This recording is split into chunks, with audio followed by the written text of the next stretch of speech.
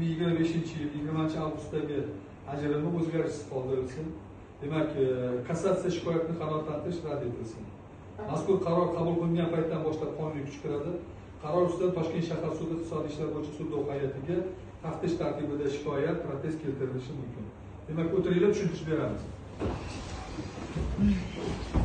Bugun 2026-yil 11-iyun kuni Toshkent shahar sudi iqtisodiy ishlar bo'yicha sudlov hay'atida arizachi Gabriel Anjelikaning to'lovga qobiliyatsizlik to'g'risidagi ish doirasida kassatsiya shikoyati raislik etuvchi sudya Usmanov, sudya Aliyev va dokladchi sudya, ya'ni ma'ruzachi sudya Mamirova Allomaxon tomonidan kassatsiya shikoyati ko'rib chiqildi.